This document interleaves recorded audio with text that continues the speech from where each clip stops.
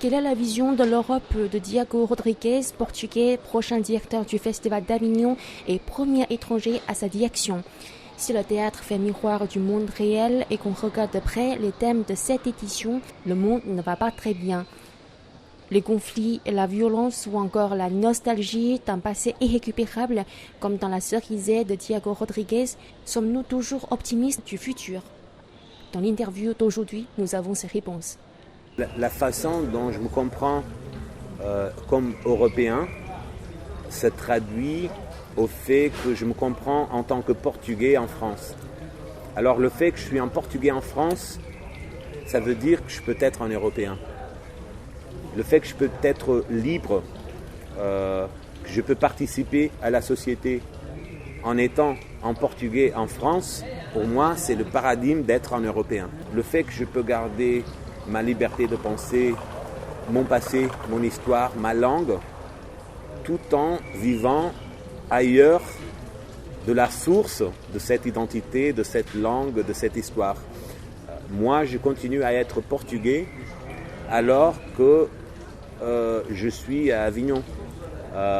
Que ça soit possible, pour moi, c'est l'Europe que je cherche. Pas partout, mais elle existe aussi. Et il y a aussi une autre Europe qui oblige à l'assimilation, qui a honte d'accueillir la différence, qui dit non à l'autre et à la différence, et qui est trop occupée du profit, de la croissance économique et qui s'oublie de la grandiose mélange culturel qui est à la base de ce continent. Cette autre Europe, elle existe aussi.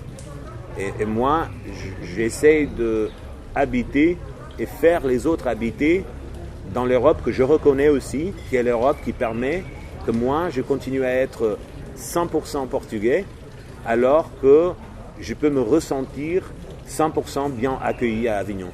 En tant qu'artiste, moi j'ai fait tout mon parcours depuis très tôt dans un continent où la mobilité, l'ouverture des frontières a tout changé culturellement et artistiquement les dernières décennies. Le deuxième spectacle que j'ai fait de ma vie était en anglais avec une troupe flamande en travaillant en France par exemple. Il y avait tout ce monde polyglotte, multilangue, multiculturel qui je trouve qui est un peu l'image d'une Europe contemporaine, diverse, ouverte, curieuse, continent carrefour, qui n'est pas juste le continent européen, mais aussi un continent européen ouvert au monde, qui est pas géographique ou géopolitique, mais qui est culturel. Et ça veut dire que l'Europe culturelle, à mon avis, elle est beaucoup plus large que la taille du continent européen. Parce qu'elle est ouverte au monde, parce qu'historiquement, elle est liée à toute la planète. Et alors, moi, j'ai grandi dans un contexte de mobilité en Europe, en habitant en plusieurs pays, en travaillant en plusieurs pays, en plusieurs langues. Et cette idée d'une Europe polyglotte est au centre de mon identité à moi. Alors, moi, je me comprends comme un Européen. Et je suis très inspiré par exemple par cette idée de le professeur de littérature et érudit George Steiner qui disait que tandis qu'il y aura des cafés comme celui-là où on discute maintenant, il y aura le continent européen, il y aura une idée d'Europe. Et cette idée d'une Europe qui se rassemble au café pour discuter, pour célébrer aussi sa diversité, pour cultiver la différence en dialogue, en démocratie, en pensant collectivement à l'avenir et au présent, c'est l'idée d'Europe que je transporte moi et que j'amène à tout mon travail et que je veux aussi amener au Festival d'Avignon, alors que je crois que le Festival d'Avignon est déjà depuis 1947 et un des plus lumineux cafés de l'Europe.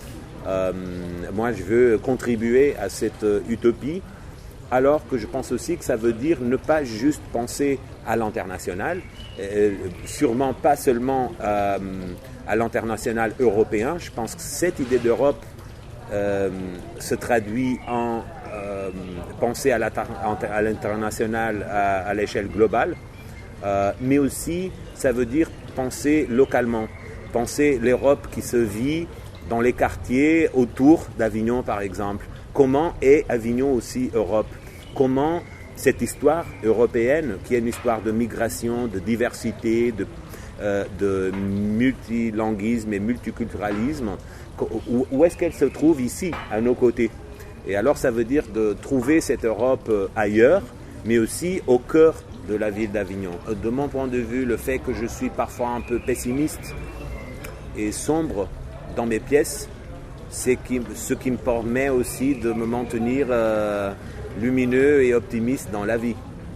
Parfois, il faut jeter sa rage sur scène pour se libérer de cette rage et pour la rendre productive, créative, pour la traduire en pensée et en art. Alors là, bien sûr, je regarde l'Europe d'une façon aussi très très critique. Mais la passion de ma critique, elle vient de mon espoir d'une idée d'Europe que je pense qui existe vraiment et qui doit s'élargir. Alors, quand vous dites que le théâtre fait miroir de la réalité, vous avez raison. Il y a, et là on le rencontre dans plusieurs spectacles de cette édition du festival. Et je prends le risque de parler même de quelques spectacles à propos desquels j'ai lu ou j'ai discuté, alors que je ne les ai pas encore vus parce qu'on vient d'avoir notre première hier, mais si je pense au travail de Christiane Jataï, si je pense au travail de Caroline Guyenne, c'est sûr qu'il y a un rapport miroir critique de la société, mais en même temps, je pense qu'il y a un rapport de levier, une espèce d'antichambre de l'action, une pièce où on peut se rassembler pour penser. Et là, le miroir, il imite pas la réalité. C'est un miroir qui adultère un peu suffisamment la réalité pour nous permettre de penser et peut-être plus tard d'agir. Et ça, je pense que c'est un espace, c'est une des immenses possibilités aussi du théâtre, c'est qu'il peut distiller la réalité pour nous permettre après de sortir d'une salle de théâtre, d'un espace où on a vu une pièce et regarder autrement ce qu'on avait déjà vu.